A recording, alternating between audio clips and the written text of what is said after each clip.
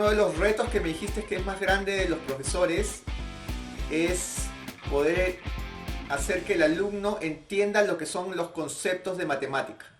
Más allá de agarrar y de sumar, restar, dividir, sacar las raíces cuadradas, es muy importante de que agarre y que los estudiantes sepan los conceptos de matemática. ¿A qué te referías con esa palabra? Ya, a ver, mira, cuando hablábamos sobre que lo más importante eran los conceptos, más allá de la parte operativa, es que básicamente todo este tema de matemática es un proceso, ¿ya? Entonces, como tú entiendes, todo proceso tiene unas pautas que se deben seguir, ¿no? Para que obviamente el proceso al final tenga resultados y se cumpla con los objetivos, ¿no? Entonces, si nosotros prácticamente solo nos enfocamos en la parte operativa, es como que te estás enfocando solo ya en la parte final para llegar al resultado. Y mira que esa parte, que es la parte operativa, es decir, donde ya yo hago simplemente la operación, llego a un resultado y lo presento, ¿no es cierto? Eso es el final de todo el proceso, ¿no? Entonces, si yo solamente me enfoco en esa parte de la parte operativa, eso se vuelve prácticamente algo mecánico. Entonces, este proceso, que es un proceso de enseñanza-aprendizaje, se va a volver mecánico y escasamente significativo. O sea, simplemente lo aprendo en ese instante, lo resuelvo en ese instante, pero significativamente no he aprendido nada y luego pasa una semana y ya me olvidé de lo que hice. Entonces, como que pierde el sentido de eso, ¿me entiendes? Entonces, hay que seguir una serie de procesos. Entonces, todo gira en base a la resolución de los problemas, ¿no? Entonces, pero no solo quiero ir a la solución y decir, ah, ya, listo, 3 más 3 6 y ya, y llegué a la respuesta y punto. No, primero, no se ha visto lo que está más allá, es decir, estrategias utilizadas en el proceso, qué conceptos utilicé necesarios para esta resolución, ¿no es cierto? Luego recién viene la parte operativa, ¿no? Planteamiento, la operación y al final un resultado, ¿me entiendes? Entonces, por eso es que yo te recalcaba que muchas veces los profesores enseñamos solamente la última parte del proceso, ¿no? Pero todo el contexto que está detrás de eso no lo trabajamos. Claro. Te había comentado que todo tema en matemática que involucre eh, cosas tan sencillas de repente como sumar o restar, tiene, como tú dices, el concepto matemático detrás de ello. Ya, mira, por ¿Cuál es ejemplo, el si, ejemplo, como se dice, más práctico que se podría aplicar a una cosa como esta? Que puede ser algo tan sencillo como una suma de repente, ¿no? sí, y mira, y justamente en ese proceso que tú dices, el concepto de suma y resta, es el concepto que vengo desde el inicio, cuando uno trabaja desde la primaria, ¿no?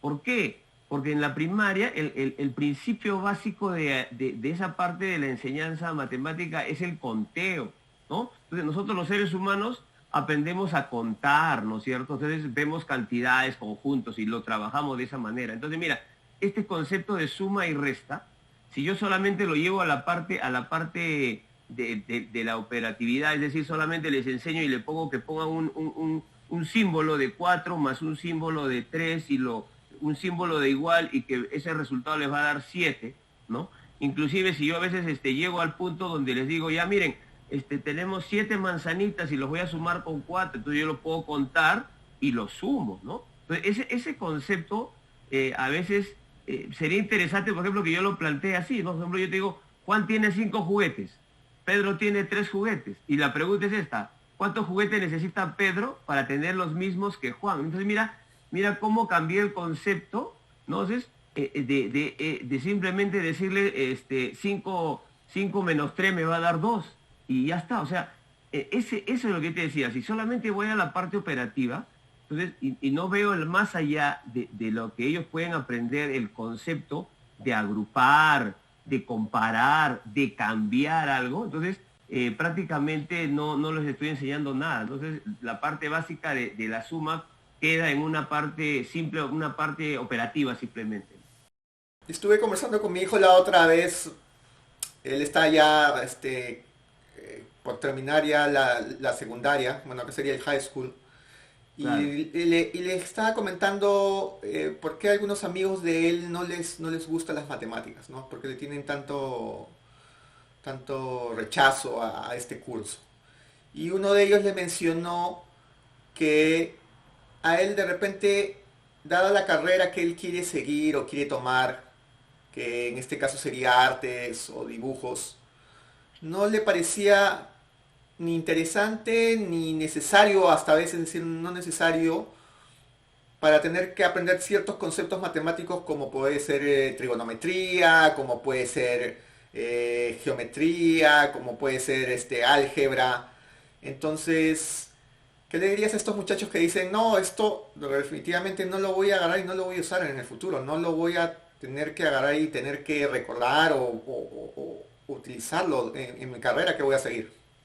Eso que tú dices es cierto, ¿ah? Y los chicos muchas veces te lo preguntan y te lo dicen así, ¿ah? Tú les estás enseñando algo y te dicen, profe, pero ¿para qué te sirve todo eso, no? Yo no voy a seguir, por ejemplo, ingeniería, yo pienso seguir otra cosa, o sea, quiero ser chef, ¿no?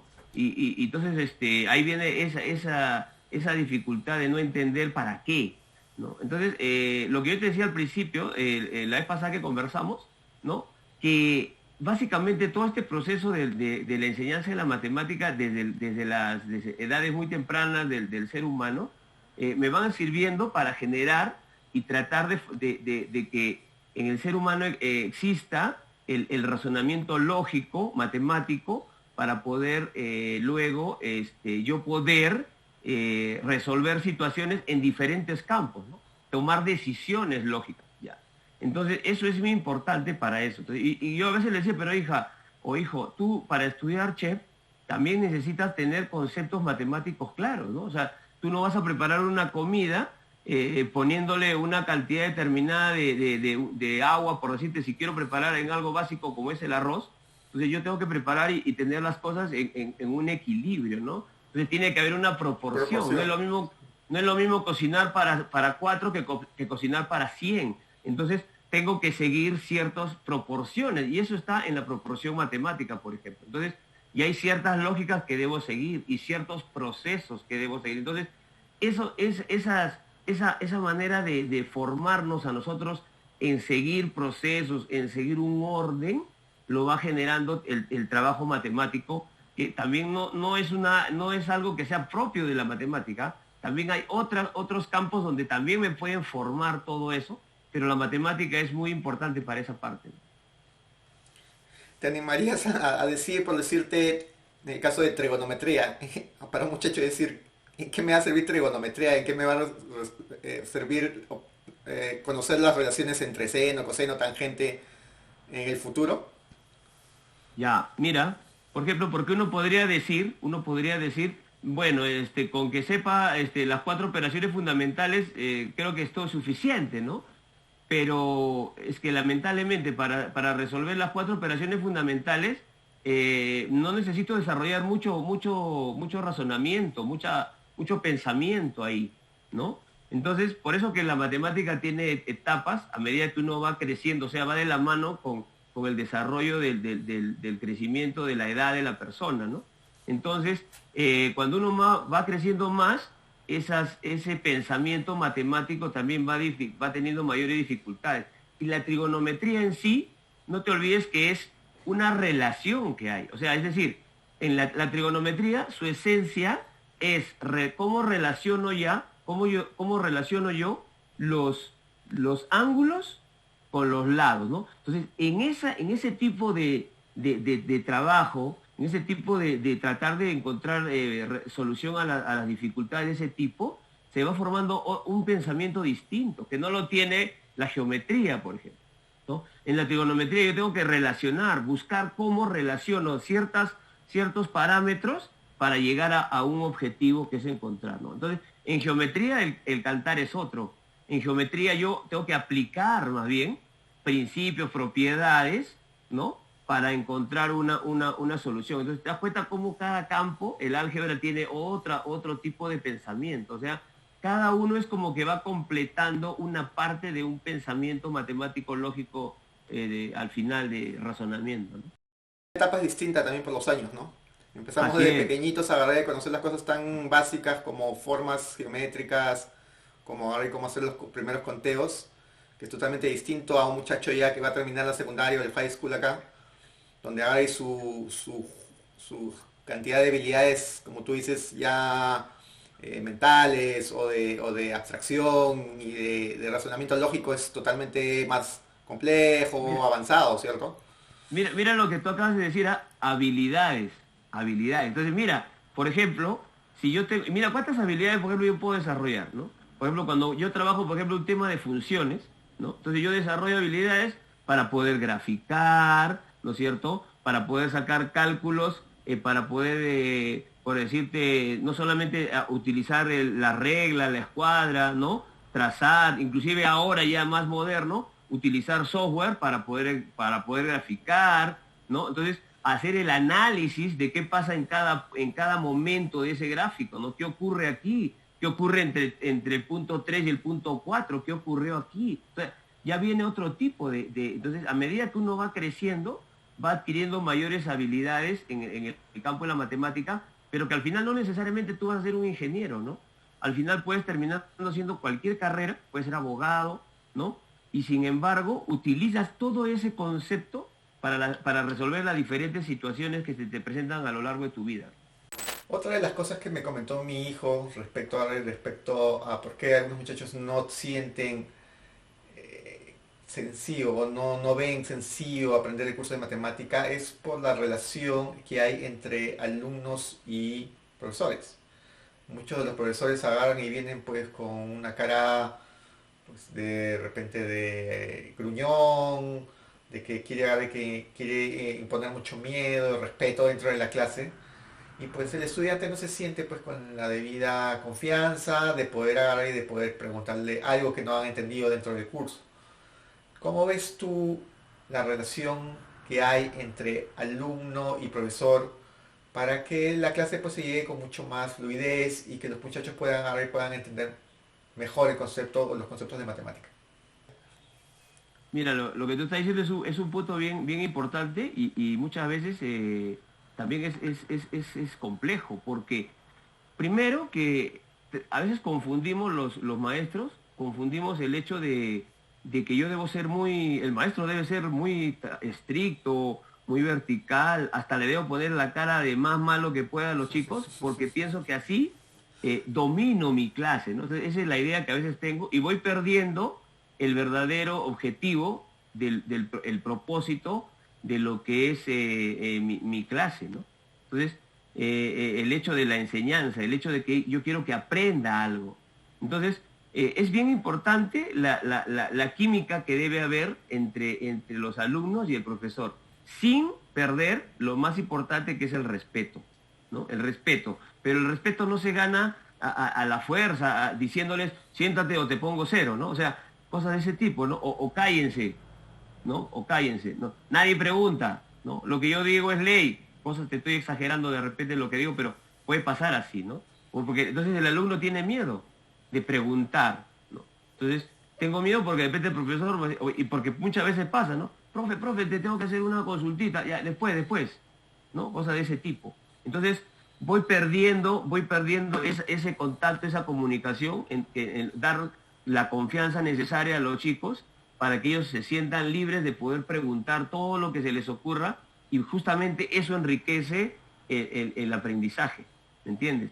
Entonces es diferente, ¿no? Cuando yo estoy trabajando, por ejemplo, yo a los chicos les digo, pregúntenme en cualquier momento, levanten la mano, interrúmpanme, no me dejen seguir si algo no está claro, ¿no? Entonces, si yo tengo que repetirlo 20 veces, por decir algo, lo repito, porque la idea, el objetivo, como te digo, es que ellos aprendan.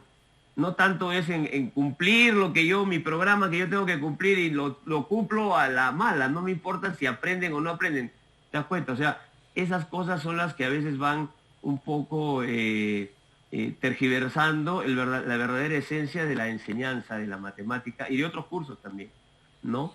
Entonces yo pienso de que, por ejemplo, lo más importante ahí es explicarles a los chicos, pero siguiendo, sin saltarnos ninguna parte del proceso, ¿no? Entonces yo pienso que haciendo eso y también conociendo a nuestros estudiantes, pues no te digo que cada uno de ellos viene con diferentes situaciones problemáticas de su mundo, ¿no? Si tú tienes 30 alumnos, tienes 30 mundos, 30 situaciones, y tú tienes que conocer, tienes que ser psicólogo, tienes que pensar como padre, o sea, tienes que ponerte en todas las actitudes, ¿no? O sea, ese chico ha tenido problemas, de repente ha fallecido algún familiar, de repente en esta época tan difícil que estamos pasando, no sabes todos los problemas que él puede tener. Y sin embargo, de repente solo tiene una computadora y son 4 hermanos. Entonces es bien difícil. Entonces tienes que ponerte en muchas situaciones, más allá de la matemática propiamente, también para saber si los chicos están recibiendo lo que tú les vas enseñando, ¿sí? Y lo están recibiendo en las mejores de las situaciones, ¿no? ¿Qué ocurre si es que, ya sea el papá y el muchacho, ven de que agarra y que no está yendo bien en el curso, no está sacando buenas notas, no está aprendiendo, y pues lamentablemente el profesor agarra y el profesor de repente no tiene, no sé, una, un buen método de enseñanza, no sabe llegar adecuadamente al estudiante, es como tú mencionas, ¿no? Es un profesor que se va directamente a la operación, a agarrar y a sumar, restar, sacar la raíz cuadrada, y pues no hay otras ideas u otros conceptos más que deben agarrar y que deben estar dentro de una clase de matemática. ¿Qué se podría agarrar y qué se podría hacer? ¿Qué pueden hacer el estudiante? ¿Qué pueden hacer los padres ante una situación como esta? Mira, como lo vimos en la entrevista anterior, yo te mencioné un porcentaje, ¿no? Te dije que el 70% está en nosotros, los profesores, y el 30% del apoyo está en los papás. Y es cierto, y lo sigo manteniendo, porque, mira, o sea, si yo en una sesión de aprendizaje, yo como profesor, en una sesión de aprendizaje, donde quiero, supongamos que les voy a enseñar logaritmos, ¿bien? Entonces, yo en esa sesión, yo tengo que lograr en esos 40 minutos, ¿sí? Tengo que lograr que el estudiante aprenda algo, que le quede bien claro una situación, pero que le quede claro no es que lo que haya aprendido en ese momento, ya mañana se olvidó, porque entonces no tuvo sentido, no fue significativo lo que tú le enseñaste, ¿no? Entonces, si tú logras que sea significativo y que el chico no se va a olvidar esa parte que lo hizo, que lo aprendió, entonces, cuando va a ir ya a su casa, ¿no? Entonces, y él tiene que resolver situaciones, pues lo va a poder hacer, ¿no? Pero si nosotros no logramos que el aprendizaje sea significativo, entonces él lo aprendió un instante y luego dijo, ¿cómo era? Ya se olvidó. Entonces, ahí viene la dificultad. Entonces, el papá tampoco no puede hacer mucho. Pues ya, la clásica es, ya te pongo profesor particular si es que económicamente lo puedo hacer, pero y si no lo puedo hacer económicamente, no tengo para pagar un profesor y poder enseñarte ya. Y si yo no puedo enseñarte como papá, porque de repente también no me acuerdo eso. Entonces, se hace difícil. Entonces, el pobre estudiante se queda en una situación que no saber qué hacer y ahí empiezan las primeras rechazos. Dices, ay, matemática, qué difícil, ¿no? Porque no ha habido quien me apoye. Entonces, por eso que nosotros los profesores tenemos que tratar de lograr que en cada sesión quede bien aprendido eso. Entonces, tenemos que saberlo hacer. Tenemos que también darnos cuenta si el alumno aprendió o no, porque él te puede decir, yo le pregunto, ¿te quedó claro? Clarísimo, dice, pero si tú le vuelves a hacer una repregunta, ya no sabe, ¿no? Entonces, te tiene que quedar claro que él realmente aprendió lo que tú querías, el objetivo de esa sesión de 40 minutos, ¿no? Entonces, si tú ves, cuando va pasando el tiempo, que algunos estudiantes no están entendiendo, lamentablemente te tienes que dar un tiempo más allá de tu tiempo normal, tienes que tratar de darles un poco más allá y crear unas clases adicionales, pero tú como profesor, tú lo tienes que hacer así. Pero nadie me paga por eso. Ahí llegamos a un punto en el cual decimos, entonces yo digo, entonces, ¿dónde está tu vocación de maestro? No, no, pero es que mi tiempo es oro. Entonces estamos hablando de cosas distintas. Entonces debimos de repente escoger otra profesión que no sea esta, ¿no? Entonces yo tengo que dedicar también más allá de mi tiempo, ¿no? Más allá de mi tiempo. Y no solamente lo hacen los profesores, Los buenos profesionales dedican más allá de su tiempo que les debería, que tienen para hacer otro tipo de cosas, para aprender, preparar y ese tipo de cosas. Entonces, me parece que por ahí también podría ir la solución de eso, ¿no? Entonces, que los profesores realmente traten de que cada una de sus sesiones sea significativa realmente. Yo diría, bueno, yo agregaría a los muchachos de repente que tienen problemas con matemáticas, bueno, y que personalmente a veces lo he hecho también, a veces me ha resultado bien. De repente si es que le ha quedado alguna duda, no le ha quedado bien, pues de repente acérquense al profesor al final de la clase, de repente si es que se siente un poco cohibidos o cortos de no querer preguntar en medio de toda la clase, Claro, acérquense al profesor del salón, pregúntenle si les puede volver a explicar el concepto que no han entendido. De repente no es en el mismo momento porque el profesor a veces tiene que irse a otro salón, tiene otras clases así es. más, pero por lo menos que les dé, digamos, un horario, como tú dices, que agarre que puede ser después de la salida, no sé, en el recreo, de repente cuando no hay un poco de tiempo, para que agarre que el profesor le pueda volver a repasar nuevamente los puntos que de repente, o el punto que de repente no ha entendido, ¿no? Lo otro que también a veces me ha funcionado es agarrar y es a veces preguntarle al más sabiondo, ¿no? Al más chancón, al que más capacidad matemática tiene, ¿no? Si son conocidos de él, si son compañeros o amigos de él, pues a veces me ha tocado apoyarme pues en mis amigos, ¿no? En mis compañeros que Claro, agarren y que conocen y que de repente, como tú has mencionado hace un rato, tienen esa empatía, ¿no? Entre amigos, entre compañeros, de volver a agarrar y volver a repasar o explicar o hacerle entender algo que no le ha quedado claro, ¿no? Entonces, sí. hay también otra cosa que, bueno, yo no sé si es que también funciona en Lima, en las escuelas de Perú, que a veces hay grupos, ¿no? Se forman grupos de estudiantes que se Ujú. dedican a agarrar y hacer más investigación o más avanzar un poco más en determinados cursos como puede ser matemática, como puede ser lectura, como puede ser física, distintas materias que desarrollan entre los cursos, ¿no? Y que también es bueno, ¿no? Agarrar y de repente darse un saltito a esas personas, a ese grupo de estudiantes y explicarles cuál es su dificultad, cuál es su problema, para que también de esta forma se sientan, como tú dices, apoyados, que realmente es lo que necesita un alumno que agarra no entiende, ¿no? Necesita el apoyo de sus amigos, necesita apoyo de sus maestros, necesita apoyo de sus padres, ¿no? Así es, y lo que tú dices es importante, por ejemplo, ese apoyo entre ellos mismos también es excelente, porque a veces los mismos chicos dicen, tú estás en clase y alguno de ellos mismos dice, profe, no se preocupe, yo le voy a explicar de nuevo, o sea, porque es su amigo, entonces entre ellos también se apoyan, entonces eso es importante también, entonces, pero eso también el profesor lo tiene que motivar, o sea, el profesor es la guía ahí, ¿no? Yo tengo que decirle, mire chicos, pueden formar grupos de estudio, ¿no? Y pueden trabajarlo, no necesariamente a la hora de la clase, lo puedo trabajar después, ¿no? Algunos chicos te dicen, profe, puedo hablar contigo al final y al menos tú tienes que tratar de, si no tienes clases como tú dices, entonces dale un espacio, ¿no? Dice, ¿qué te parece si nos conectamos en la tarde, a las 2 de la tarde? ¿Te parece? Sí, ya, listo. Entonces, tienes que buscar la forma, ¿no? Hay que buscar la forma, no dejarlos en el limbo y que se queden ahí a su suerte. O sea, eso es lo peor que puede pasar porque cuando ellos más adelante van a recordar, no van a recordar la trigonometría, van a recordar al profesor que siempre les dio de su tiempo de más y los apoyó y también van a recordar lo contrario, ¿no? O sea, ese profesor nunca me apoyó, siempre me trató así, ¿no? Entonces, eso es lo más importante. O sea, no va a recordar la trigonometría, ¿no?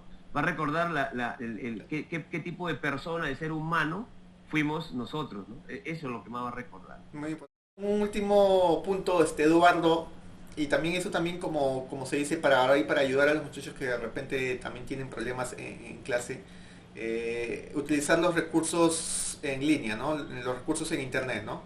Hay páginas web, hay YouTube, hay Facebook, hay Instagram, hay muchísimas páginas, hay muchas redes sociales donde hay cantidad de profesores que son muy buenos en matemáticas, que dedican su tiempo extra, como se dice, a agarrar y a explicar los puntos, los distintos puntos matemáticos, o hay sites que te proponen hacer ejercicios para poder agarrar y para poder desarrollar puntos que agarre y que de repente no te han quedado claros.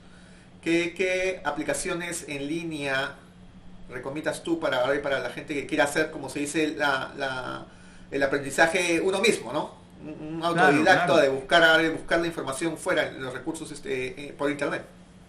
Claro, y mira, José, cómo es, ¿no? O sea, si yo recuerdo, y tú también seguramente, cuando nosotros estudiábamos, lo único que existía era la palabra del profesor y el libro. O sea, no había otra cosa, ¿no? O sea, nosotros no hemos tenido todas las ventajas que tienen ahora, las facilidades que tienen ahora con el internet para poder encontrar todo tipo de información. O sea, mira o sea, el tiempo ha cambiado de tal manera, ¿no? O sea, yo me acuerdo que lo único que yo podía escuchar es lo que decía el profesor, ¿no? Si era bueno o era malo, y el libro, ¿no? Y el libro, que tenías que meterte y leer y tratar de entender lo que decía el libro, ¿no? Porque no había manera, ¿no? No había manera, ¿no? Bueno, una ventaja que yo tenía era que mi papá era profesor de matemáticas, pero mi papá tampoco era que te explicaba a la perfección, ¿ah? Porque mi papá, yo le decía, papá, ¿me puedes ayudar con mi tarea? Y mi papá me decía, a ver, un momentito, ya, ¿has leído la teoría? No, le digo, ya, anda, lee la teoría y regresas y recién te explico. O sea, mi papá no era que te resolvía, no. Él te decía, primero anda, lee la teoría y luego yo te voy a explicar recién. O sea, tampoco era tan fácil, ¿no? Pero mira, ahora, por ejemplo, hay en YouTube, que es la más básica de todas. En YouTube puedes encontrar de verdad bastante profesores en línea, bastantes recursos y muy buenos, ¿ah? Muy buenos, yo he visto bastante, de todo tipo de temas en matemática, ¿no? Para todas las edades, ¿ah? O sea, tú pones, por ejemplo, un tema, ¿no? Pongo problemas de, no sé, de triángulos, y ahí te va a aparecer una serie de materiales muy buenos, muy buenos. Entonces es cuestión de que uno los observe. Entonces yo a veces lo que hago es, yo ya previamente he observado varios, entonces les recomiendo a ellos, ¿no? Les digo, miren, pueden buscar acá, si algo no quedó claro, ¿no? Otra de las ventajas que tenemos ahora es que se graban las clases. Entonces, por ejemplo, en el colegio donde yo trabajo, ¿no? En una de las plataformas que trabaja con Blackboard y con Teams, ¿no? Entonces se graban las clases, entonces los chicos, ellos tienen acceso y pueden volver a ver lo que tú les has explicado y vuelven a escucharlo, ¿no? Entonces, por ahí esa es la primera parte básica. Pero yo, por ejemplo, también he trabajado con unas 3 o 4, ¿no? Una, por ejemplo, que he visto que es muy interesante, se llama Educatina. Educatina es una página donde tú encuentras videos, donde tienes también de manera interactiva para trabajar, ¿no? Pero básicamente es de un nivel medio, no es tanto para pequeños, es un nivel medio, puede ser de secundaria y universidad, ¿no? Ahí puedes encontrar bastante material muy didáctico, no cuesta, ¿no? Es gratuito, ¿no? También tienes, por ejemplo, la de Smartick, ¿sí? Smartick, que por ejemplo es para niños desde 4, sí tiene de 4 hasta 14 años, ¿no? Y lo hace de la manera online, muy amena, muy divertida, ¿no? Y una de las más importantes con la que a mí me ha parecido, y he trabajado también bastante, es con Khan Academy, ¿ya? Esta página de Khan Academy realmente cada vez se va poniendo mejor, porque constantemente se va actualizando, ¿no? Es una página que la encuentras en español y en inglés, ¿no? Bastante tiene en inglés, en español también, pero en inglés también lo tiene. Y realmente tiene un proceso que me encanta, porque tiene la parte teórica, que lo explica, videos donde te explica la parte teórica, ¿no? Tiene para que tú resuelvas situaciones, ¿no? Tiene para que tú vayas solito, ¿no? Vayas respondiendo, ¿no? Y si te equivocas, te corrige y te da otra oportunidad, te manda otra vez a los videos para que los veas, y luego te regresa otra vez hasta que no completes el 100% de lo que tú debes responder, Entonces, no te deja en paz, como se dice, ¿no? O sea, hasta que te quede claro lo que vas a hacer. Entonces, es bien, bien interactivo esta página del Khan Academy, que también es gratuito, ¿no? Y una página que trabajé mucho es una página que se llama Sector Matemática, sectormatemática.cl, es una página chilena de un profesor, y que realmente es una página bien completa tanto para profesores como para alumnos, porque tiene bastante material. ¿Y sabes cuál es lo interesante de esta? Que tú encuentras ahí material que han publicado muchos profesores de distintos países, ¿ah? Yo también he mandado ahí material mío, ¿no? Pero también veo ahí y de otros países, ¿no? Hay de Argentina, de Colombia, Ecuador, o sea, de un montón de países, que cada profesor lo sube y lo comparte con los demás para que tú lo puedas inclusive descargar, ¿no? Guías, PPT, videos, ¿no? Hay juegos interactivos, y dentro de esa página de Sector Matemática también te pone bastantes enlaces para otras páginas web donde te puedes descargar matemáticas, puedes descargar libros. O sea, es bien completa, me encanta también esa página de Sector Matemática. Entonces, pero como te digo, hay una infinidad de páginas, plataformas donde tú realmente puedes entrar, y gracias a Dios, en el mundo en que estamos, la mayoría de estas son gratuitas, ¿no? Muy bien. Eduardo, tus últimas palabras. ¿Qué le dirías a los muchachos que le tienen tanto respeto o tanto desagrado al curso de matemáticas? ¿Cuál es tu recomendación final para aquellos estudiantes? Bueno, que no le tengan miedo, ¿no?, a la matemática, porque realmente no es complicado, no es difícil. La matemática es algo que la tenemos ahí, en el día a día. No es algo que esté por más allá en otros lugares. No, no, no. La matemática está en el momento que tú haces. Nosotros en todo momento, sin darnos cuenta, estamos haciendo matemática, ¿no? Mi papá me dice que me va a dar mi propina cada semana, me va a dar 10 soles, entonces yo ya estoy calculando cuánto voy a tener a fin de año, ¿no? Entonces, ese tipo de cosas, ¿no? Entonces, inclusive cuando voy al mercado o quiero ahorrar para comprarme algo, y hay descuentos, hay porcentajes, hay 30% de descuento, entonces yo ya estoy sacando mi cuenta cuánto es. O sea, en el mundo que nos rodea está lleno de números, ¿no? Entonces, no le tengamos miedo a esto, y si por ahí no tenemos la suerte de que nos haya tocado de repente un profesor que tenga mucha paciencia para esto, nosotros tengamos paciencia, busquemos otra información, seamos autodidactas. O sea, no esperemos que el docente, el profesor me dé todo. No, tú mismo busca, eso es lo más importante, ¿eh? Yo mismo busco información, ¿no? O sea, no me conformo si el profesor me da hasta de A y B, yo busco C, D, E, F. O sea, eso es lo ideal, ¿no es cierto? Que no nos conformemos con lo mucho o lo poco que me dan, sino nosotros también tratemos de buscar más allá, ¿no? Eso creo que podría ser algo importante también, y que todo lo veamos con el mejor ánimo y optimismo, y siempre positivo. Y Eduardo, muchas gracias por el tiempo que por el tiempo que nos has dedicado para esta conversación. Gracias a ti, José, gracias a ti.